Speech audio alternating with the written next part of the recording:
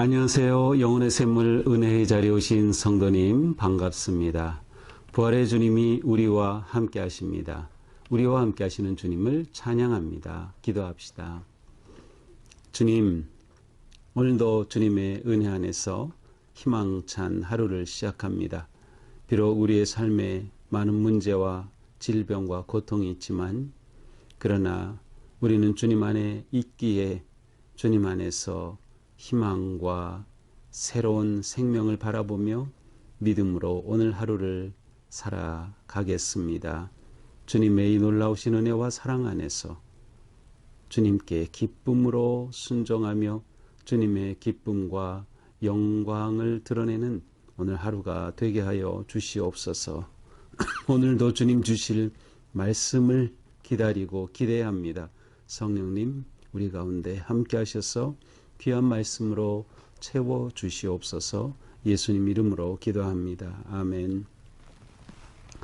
네, 오늘 말씀은 로마서 6장 1절에서 14절입니다. 그런즉 우리가 무슨 말을 하리요? 은혜를 더하게 하려고 죄에 거하겠느냐? 그럴 수 없느니라. 죄에 대하여 죽은 우리가 어찌 그 가운데 더 살리요? 무릇 그리스도 예수와 합하여 세례를 받은 우리는 그의 죽으심과 합하여 세례를 받은 줄을 알지 못하느냐. 그러므로 우리가 그의 죽으심과 합하여 세례를 받음으로 그와 함께 장사되었나니 이는 아버지의 영광으로 말미암아 그리스도를 죽은 자 가운데서 살리심과 같이 우리로 또한 새 생명 가운데서 행하게 하려 함이라. 만일 우리가 그의 죽으심과 같은 모양으로 연합한 자가 되었으면 또한 그의 부활과 같은 모양으로 연합한 자도 되리라. 우리가 알거니와 우리의 옛사람이 예수와 함께 십자가에 못 박힌 것은 죄의 몸이 죽어 다시는 우리가 죄에게 종노릇 하지 아니하려 함이니 이는 죽은 자가 죄에서 벗어나 의롭다 하심을 얻었습니다. 만일 우리가 그리스도와 함께 죽었으면 또한 그와 함께 살 줄을 믿노니 이는 그리스도께서 죽은 자 가운데서 살아나셨음에 다시 죽지 아니하시고 사망이 다시 그를 주장하지 못할 줄을 알미로라. 그가 죽으심은 죄에 대하여 단번에 죽으시며 그가 살아계심은 하나님께 대하여 살아계심이니 이와 같이 너희도 너희 자신을 죄에 대하여는 죽은 자요 그리스도 예수 안에서 하나님께 대하여는 살아있는 자로 여길지어다.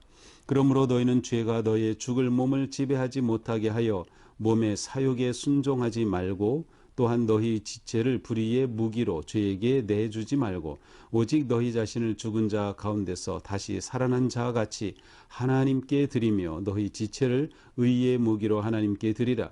죄가 너희를 주장하지 못하리니 이는 너희가 법 아래에 있지 아니하고 은혜 아래에 있음이라.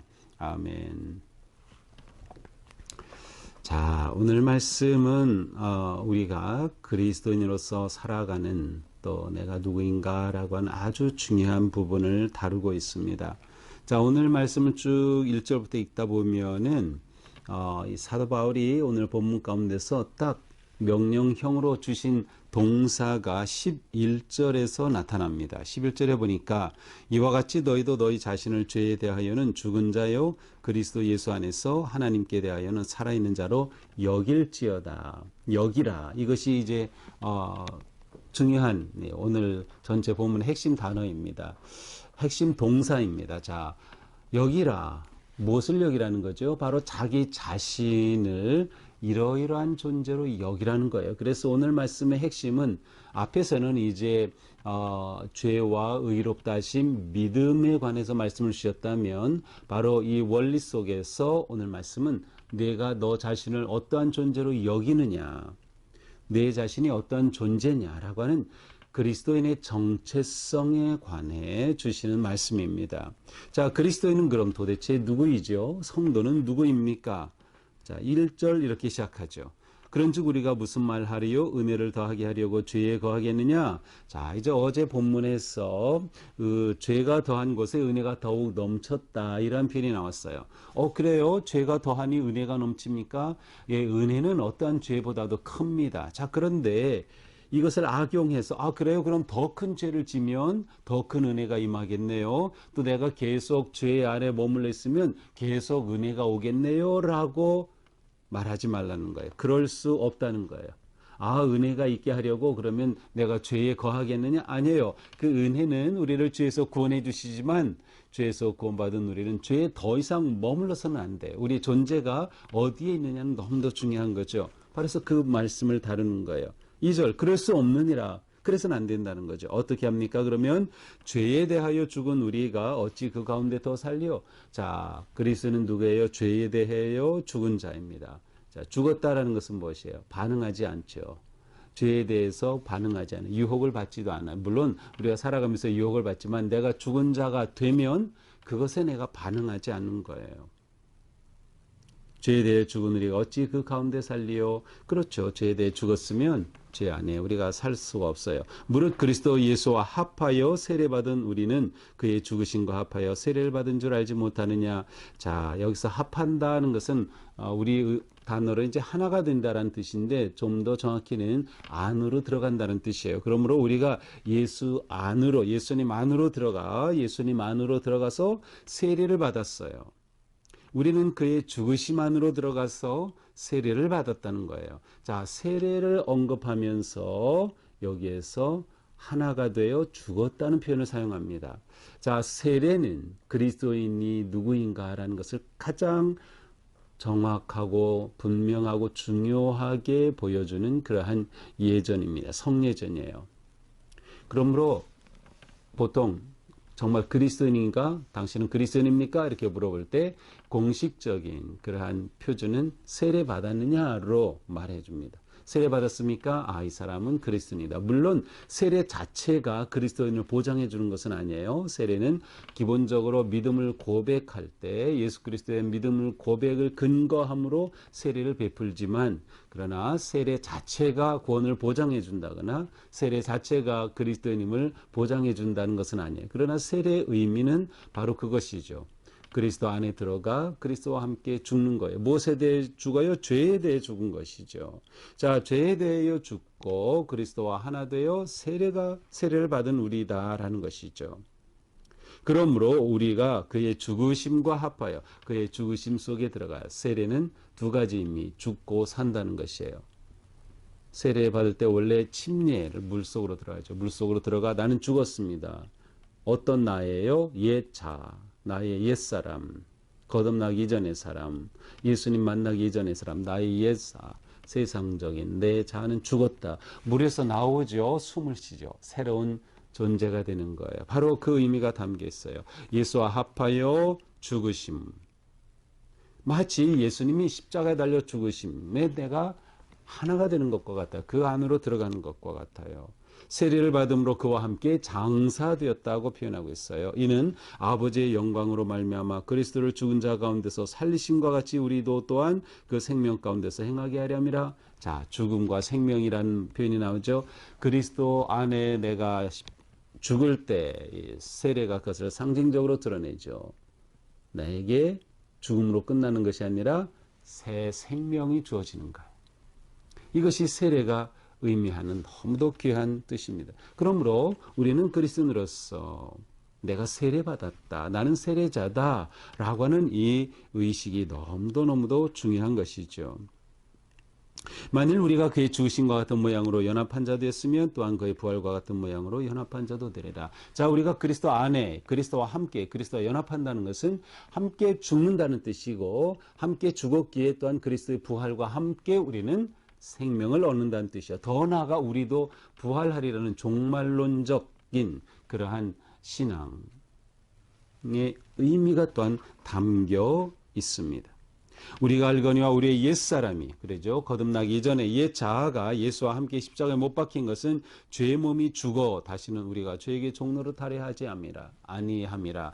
자, 죽었다는 것은 뭐예요? 아무것도 할 수 없어요. 죄에 대해서 내가 죽었다는 것은 죄가 나에 대해서 아무 힘도 행할 수 없어요. 그러므로 내가 죄의 종로로 타지 않는다는 것이에요. 죄에 대해 죽은 것이에요. 만일 우리가 그리스도와 함께 죽었으면 또한 그와 함께 살 줄을 믿노니. 자, 죽었으면 산다. 그리스도와 함께 죽었기에 그리스도의 부활의 은혜로 우리는 그리스도와 함께 살아난다는 것이죠. 사망이 우리를 주장할 수 없게 되었다는 것입니다.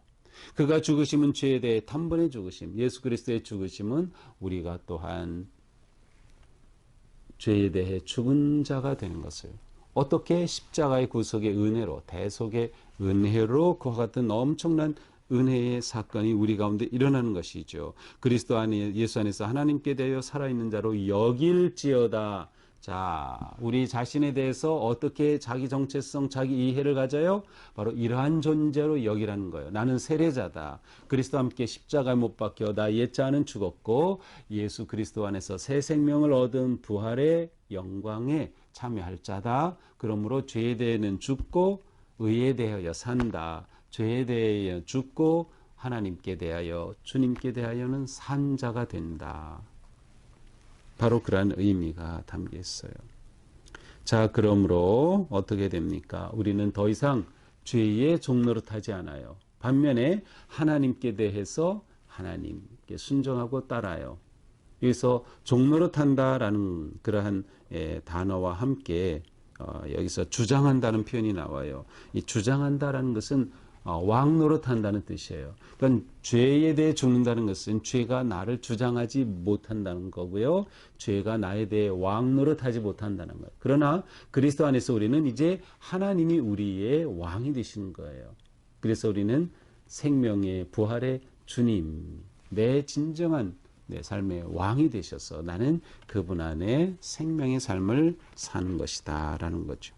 그러므로 너희는 죄가 너희 몸을 죽을 몸을 지배하지 못하게 하여, 그렇죠, 지배하지 못하게 하라는 거, 왕노릇하지 못하게 하라는 거예요. 몸의 사육에 순종하지 말라.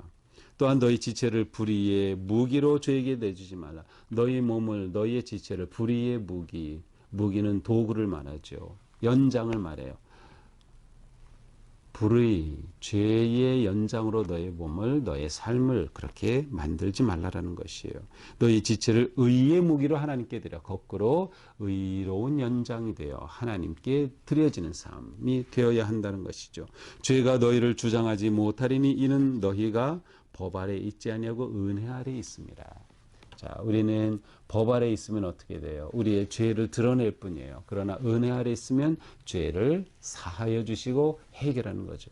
그런데 이러한 삶을, 은혜를 누린다 해서 죄 가운데 머물러 있지 말고 죄를 떠나버리고 죄에 대해서는 죽고 죄가 나에게 왕노릇하지 못하게 하고 나에게 주신 부활의 생명으로 하나님에 대해 살고 의에 대해 살고 생명에 대해 살고 하나님이 내 인생의 왕 되신 거룩한 삶에 헌신하자. 그렇게 살아가는 삶의 모습은 뭐예요?